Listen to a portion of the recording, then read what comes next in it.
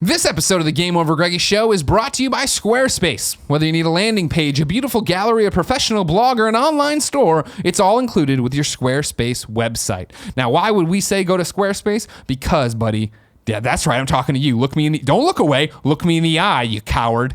That's right. Squarespace is what we used to build the original kindoffunny.com. And as I often say, I'm pretty sure Nick Scarpino can't read. So if he could use Squarespace to build the original kindoffunny.com, what's your excuse? Start your free trial today at squarespace.com and enter the offer code KINDOFFUNNY to get 10% off your first purchase.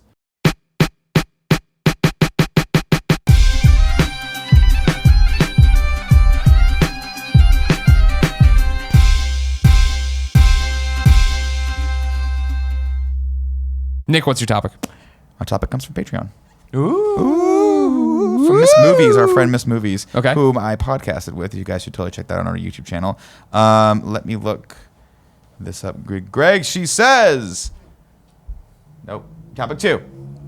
I love movies and have been podcasting about them for almost 10 years now, so I recently saved up money to do a ridiculously extravagant photo session where I remade iconic 1980s movie stills as accurately as possible. You guys should check that out on Twitter. She remade the Kelly LeBrock shot from Weird Science. Where she's standing in the doorway. Yeah, it's pretty fun.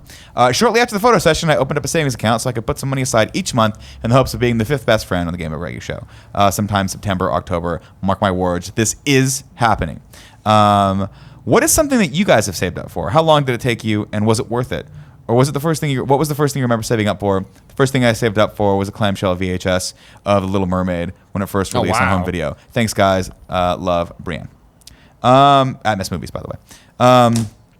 What are some of the things you guys have saved up? What ridiculous things that you've saved up for? Because as you know, I'm a saver, but I don't ever actually spend the money. You don't spend the money? No.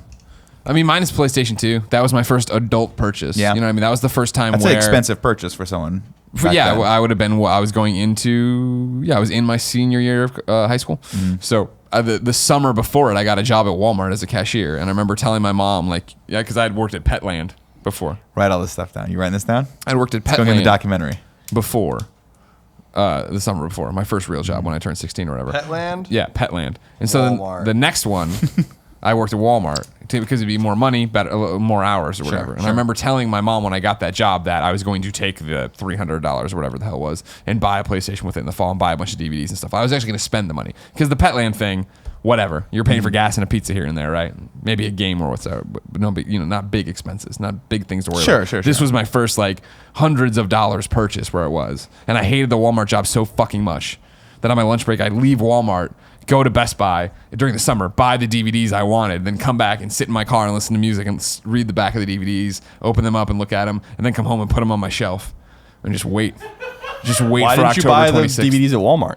Did you get some sort of employee discount? Yeah, but back then, if you probably don't remember, back then Walmart was very anal about what they would and wouldn't carry, so they didn't have Kevin Smith movies or anything like that. A lot of people even had to re-record a lot of music to. Yeah, exactly. So there was, they had a garbage selection of DVDs. But DVDs were still so new at this point. Sidebar: you were a cashier. Yeah. What was that like? I've always wondered Awful. what that would have been, terrible. like. One time, 2 days in, I was like, all right, cool. And I reported my station, the manager came over and she was like, okay, can you go get carts or whatever? I'm like, I'm a cashier, not a cart person. She's like, I need you to go get carts. And I did that. And then I did it and it was awful. That was horrible. Getting all these fucking carts and wrangling them out in the Chicago heat in the summer or whatever, being fat. And then so then she did it 2 more times. On the third time I was like, hey, heads up, I'm not going to do that. And if you want to fire me, okay. And I never did it again. But no, it was the worst because people would come up and argue. And if you've known me long enough to know that I'm not good at math. So when they'd always do that fucking thing where all right, cool. This is the total. All right, they give me the money and then I'd ring it up and get the numbers back. And they're like, oh, hold on. And they'd give me a nickel. And I'd be like, I don't even know what this is. Give them a $50 bill every time. Do I add this? Do I subtract it? What do I do with the other number here? Yeah. And there was one time where it was going so bad. I was having such a long day. This woman got there and I had a line of 9 people. I had a line of 9 fucking people. And I get there and she gives me her Planter's nuts and I scan them. And she's like, oh no, those are on sale for whatever they're. I'm like, no, they're not. no, they're not. She's like, no, they are. There's a sign over there. I swear. And I'm like, how much does it say? And she's like, it's like $2 off. You know what I mean? And I'm like, no. You can see right now. I keep pointing to the little thing. She's like, no, they really are on sale. I'm like, all right. And I turned off my light and told everyone in line, I'll be right back. And I just left my register unattended in the middle of a sale. And I marched over there. I'm like, where are these fucking, I'm like, here's the nuts. And there's no sign. She's like, right here. I'm like, those are those nuts. These aren't those nuts. She's like, oh, walk back, scan the motherfuckers, put them in the bag. It's like, I'm not giving you $2 on this shit. Fuck you. Damn, you were dedicated. I was, yeah, and I lied through my teeth to get that job. Oh my God, because I was like totally You were like, qualified, I'm I was sure. like, hey, I wanted this job and blah, blah, blah. And she's like, oh, you know, we don't want to hire just summer help. So like, you know, you got to stay on after, you know, when school starts up. I'm like, oh yeah, totally.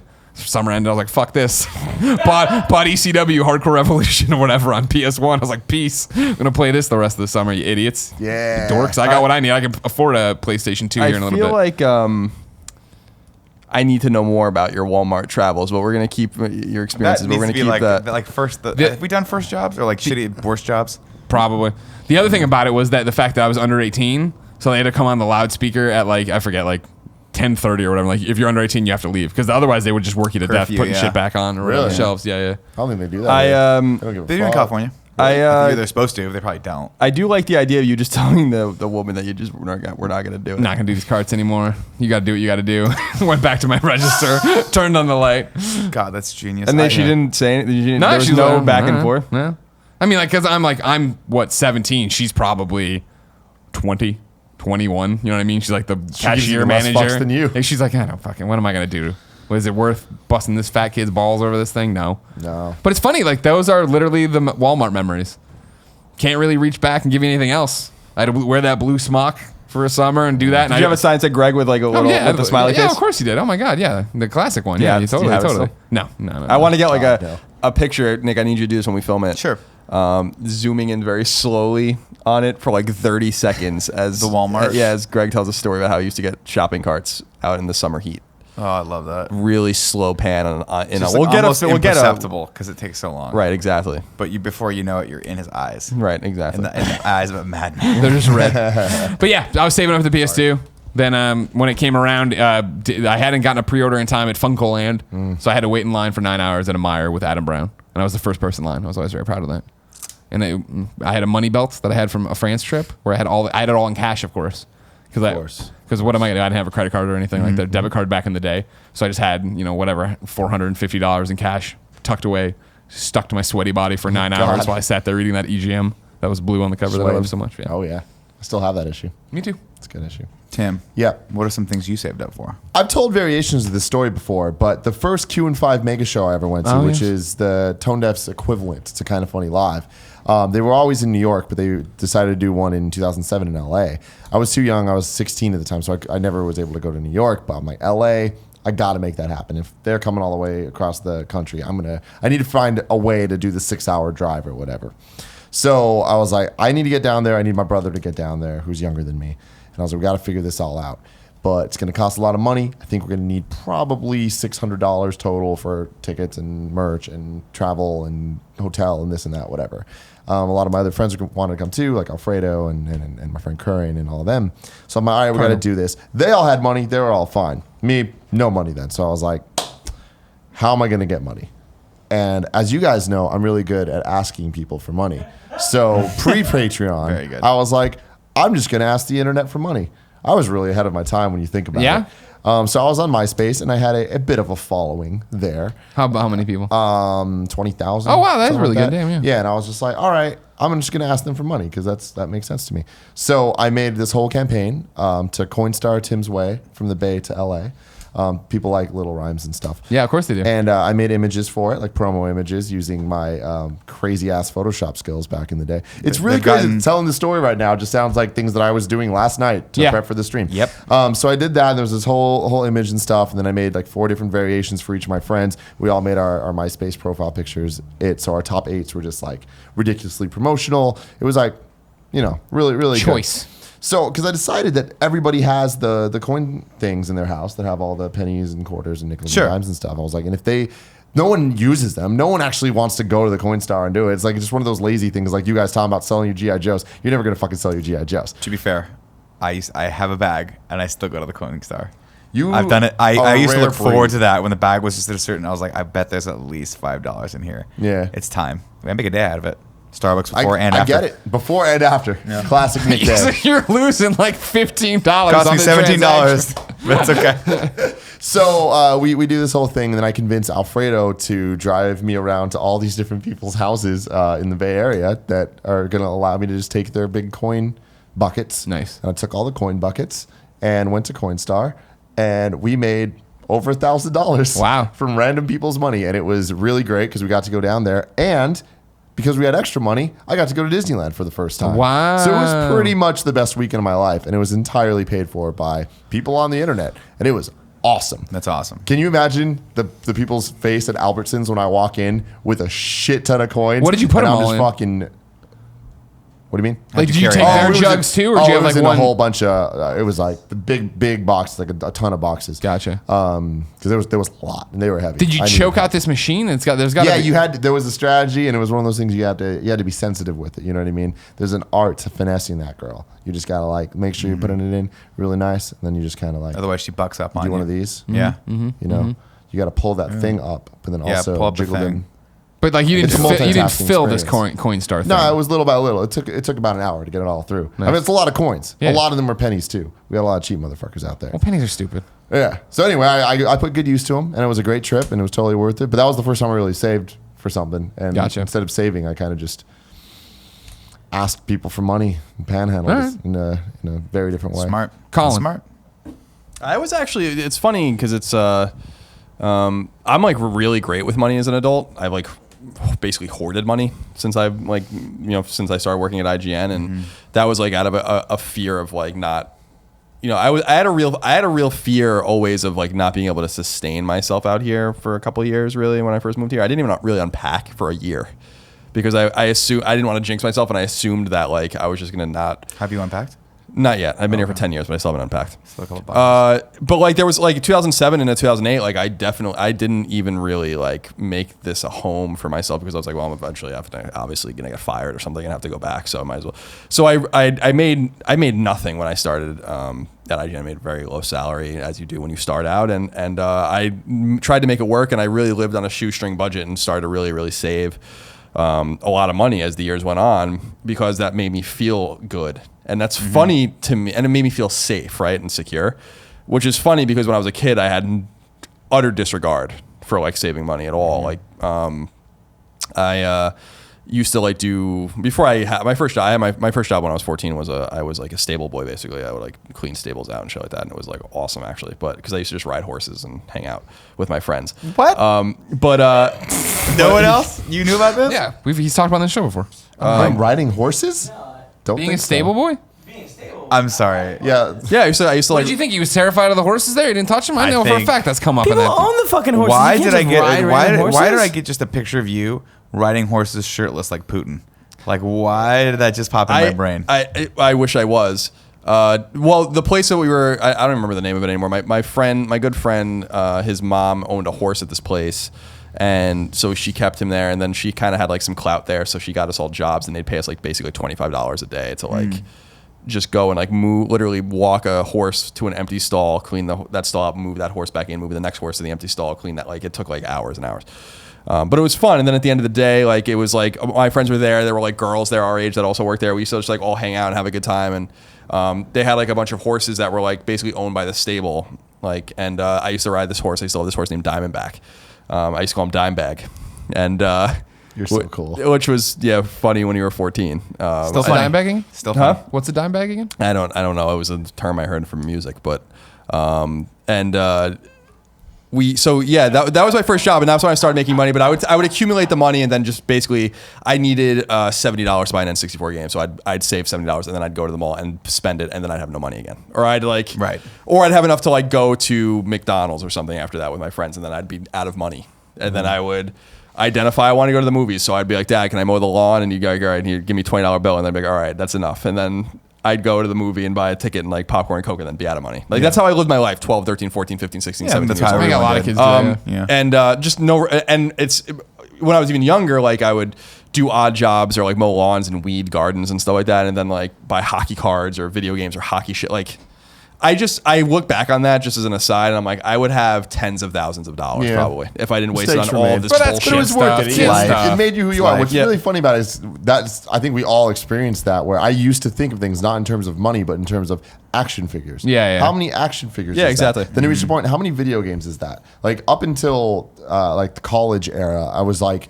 all right, if I work this many hours, I can get a game or 2 games or whatever. Yeah. Now, if you think about it, it's like when you're making money like when you get to real salary numbers, it's like if you were thinking about video games, that's crazy. So many video games. Oh my God, you get It's a so lot many of video video games. So in 8th grade, it was the first time I really started to try to like save my money like kind of consciously, but it didn't really work out that well. I had realized that I sold Some Ponzi scheme. Yeah, I sold all my Already made up. I sold most of my Super Nintendo games to buy my PS1 the year before, and I was like, that really sucked. Like, I don't want to do that again. So I remember having like these little jars, like a few jars in my room that I would like put money in like equally, and one was for like, and I remember being like, this is for Star Wars like toys, this is for books, this is for video games, like, and then I would like equally distribute it, and I'm like, and then I remember specifically that the AT-AT came out in like 97 or whatever, or 98, and I was like, I just gotta buy it. So I just dumped it all into one jar and fucking went and bought it.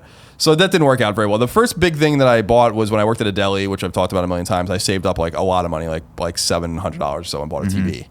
And and I was like super stoked about that. But the funny thing about that is I worked at this deli, and the only reason I stopped working there was I broke my shoulder or my collarbone, and I couldn't work for a few months. And I remember going back. I had about $500 to my name at that point, which was the most money I ever had.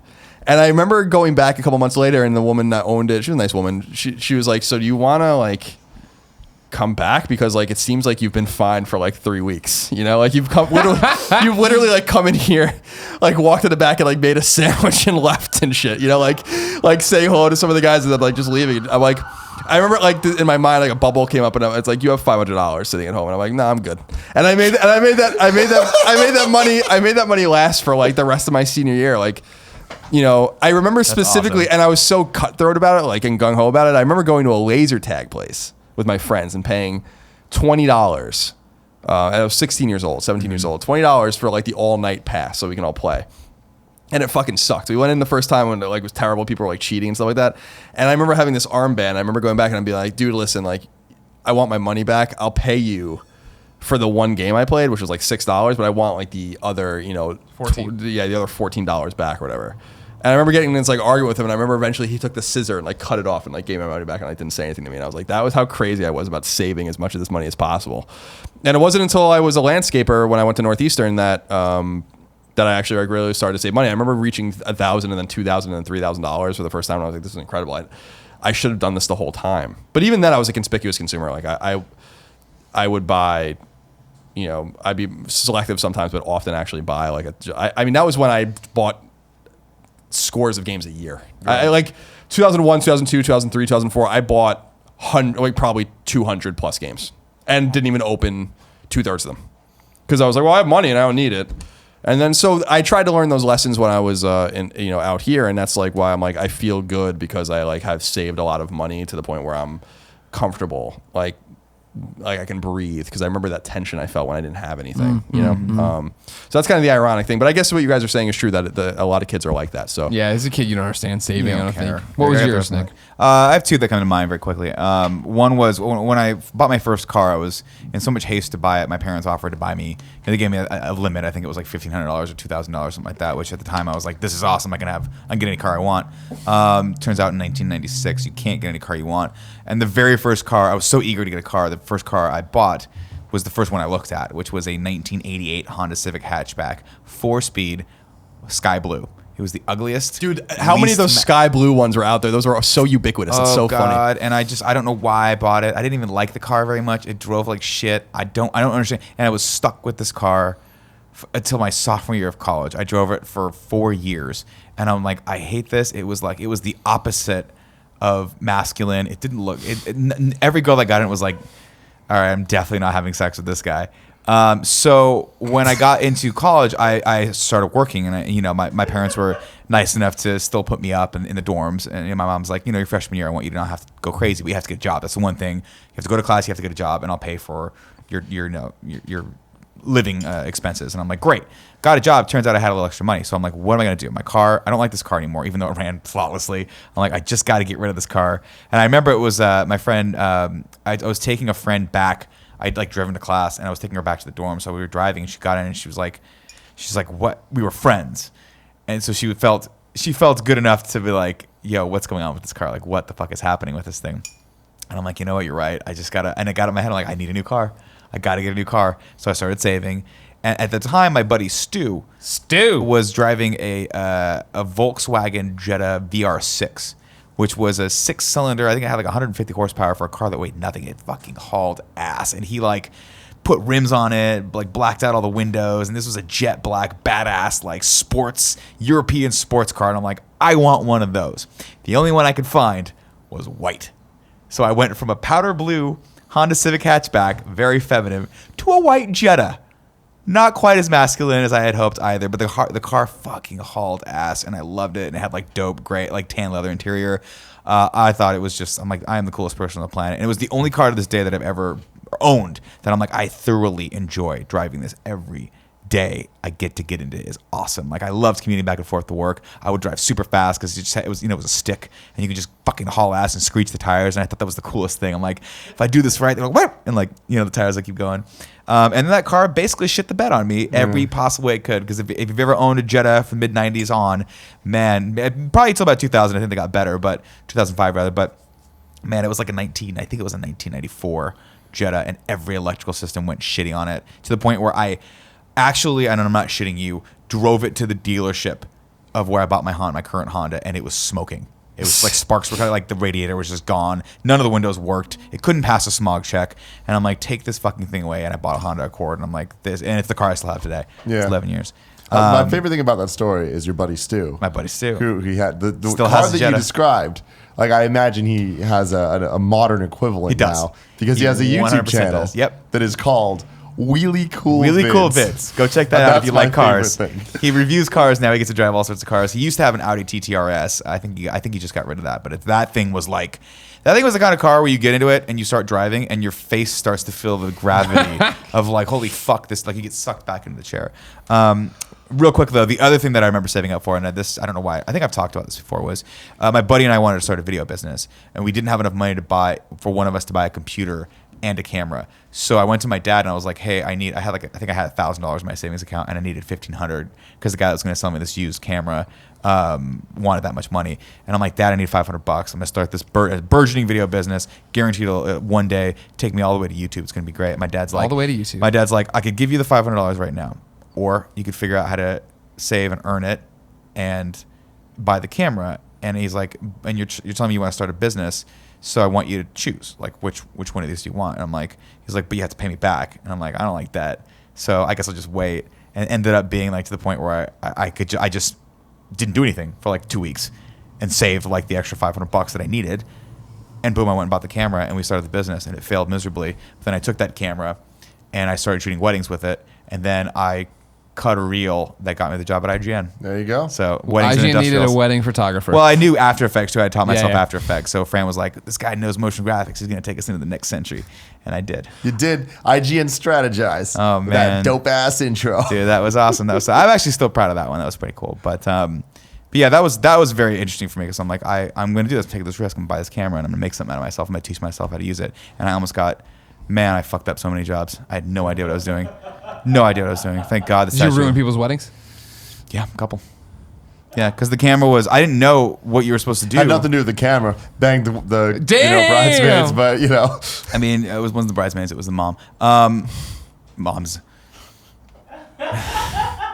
No, those cameras used to run off of little magnetic tapes, these little mini DV tapes. I remember those. Now cameras are a lot more stable. Like these run off of CF cards, and they're a lot more stable. But back in the day, if you used the wrong tape that wasn't quite strong enough for the motor inside, it would actually shred the tape, and then you would have to have the whole mechanism replaced. And I don't have enough money to have the mechanism replaced, so I just had it cleaned. And so every like third or fourth wedding, there'd be like these little glitches everywhere. And I for the most part edited around them. No one ever noticed. But there was one person who was like, "This is unusable. You have to give my money back." And I'm like, "Okay, I'll give you." Thank God, I gave him the money back. Everything was fine. And then eventually, right around the time when I'm like, I gotta buy a new camera if I'm gonna stay in this game. But I hated shooting weddings. Was when Fran called me back and was like, hey, if you want, the job's yours, and I need you here in like 3 days. And I'm like, thank God, I'll be there. You threw the camera in the trash and walked away. No, I still I owned it up until about a year ago. And my wife's like, because I had this concept of like, we're gonna have a house one day. I'm gonna put the first camera I ever shot anything on the mantle somewhere on a bookshelf with a little downlight on it. And Dee was like, nope. And she was like, and then the negotiation started. And that day ended with me taking it to some place in the Mission that like takes random electronic equipment. Like a and I just halfway gave house. it to him. Yeah, I think I saved something from it, but I can't remember. Just real quick about the powder blue Honda. Yeah. Because I know the car Called you're it Sport, talking about called it Sporty.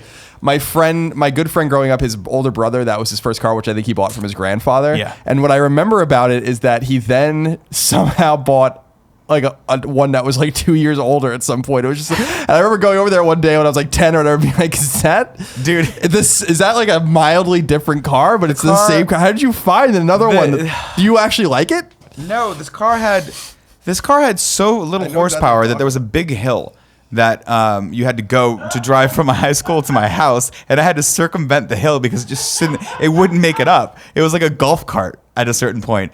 We were talking about a car that had no frills whatsoever. Like, I think it had you would sit in there. It had no center console. It was just a bump with some of that really shitty carpet over it, a stick that was like this long, and a ball at the end of it that said 1, 2, 3, and 4 and reverse. That was pretty much it.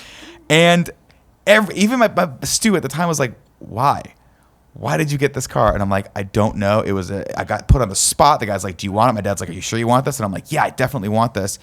And then it wasn't until I drove over to Stu's house and saw the look on his face that I realized the monumental fuck up that I just made in my life. And it was, awesome. I'm talking, I think I must have got when I was a sophomore. And then for the rest of the time, I had to drive to school in this fucking thing. That I think what had happened was back in the day, and I'm sure it's still the case now, kids like to do all sorts of crazy shit, but there were guys that would buy like Civics, or their parents would buy them Civics, and they'd drop them and like put rims on them and like subs in the back and like all spoiler shit. And I was like, I'm gonna do that, except you got to start with a semi-cool car first, and I did not do that.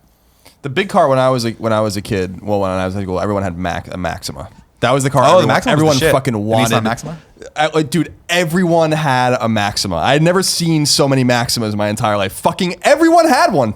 It was like, what the hell is going on? Everyone had one. Did everyone want one? No, everyone had that. Like, would go buy used Maximas. People like Maximas. Yeah. Oh yeah, no, people like loved in like the late that. '90s. People loved Maximas. Yeah. Like, I just remember that because I remember being like, because the only car I ever owned, which I didn't even really do anything with, was a Ford Ranger. Mm-hmm. And I remember like people, which my dad bought from some guy that he was a fireman with or whatever. So we got it for, I think, literally $1. Hey, Onion Man, you want this truck? And I just remember being like, I want a Maxima, and I don't know why. It's just because literally 90% of the people in the parking lot at the high school have this car. Fit in. And now I don't see them anywhere. I don't know if it's only like a New York or East Coast thing. I don't know like what's going on, but no, they were popular. In Chicago, people had this too. Because I was like, yeah, it's very interesting. Like that. I guess maybe they don't make them anymore. I remember a kid I went in high school with. His name was Joe, and he had one. It was black, and I liked it a lot. I was like, that kind of looks like the Batmobile. That's cool. And then I had my Ford Taurus. Taurus, good car also. Well, this one wasn't, but yeah. My buddy Scott drank oil. I was so envious too because he got around the same time we got cars. He got a slightly newer, I think it was a Nissan Sentra, a Toyota Sentra, whoever makes that. And it was like a cool red color, and it had like tinted windows that came in a spoiler. And I was like, I'm so jealous. I could have just held out for this car. And then 6 months later, his dipshit girlfriend left the back, like a carton of milk in the back over the weekend. That car smelled like spoiled milk for the rest of its existence. And I was like, huh. There you go. At least my car doesn't smell like fucking spoiled milk. Real quick. This is an aside. I gotta just say it. Take it. What I remember about when I went to high school in Long Island, I remember there was a hill you went down to like you went up to go and then down to leave. And I just remember the caravan of cars up to go, down to leave. Yeah, up to go there and down to leave. Makes sense. And I just remember in my memory, it just burned in my memory, the caravan of like nice cars that are really like over the top. I remember this one guy had a PlayStation 2 built into his trunk and stuff like that. With Exhibit was there. Yeah, the Ecstasy was there, and I remember thinking like, where is everyone getting this money? Because I make $6 an hour. I don't know where the fuck what everyone's doing, how they're getting all this money, but. I just remember the speed bumps, the 2 speed bumps, and how the entire caravan slowly went over these speed bumps, turned the wheels, to like not Oh, drag. yeah. And it was just, I remember just watching it, like as I'm just saying, it was like every car like for like 20 seconds That going was over great. this speed bump, and then the next speed bump like slam on the brakes over this whole, and it took like this procession for like 90 minutes leaving the goddamn. That's my memory of high school. Exact same in my school. Yeah, my friends are So still funny. like that.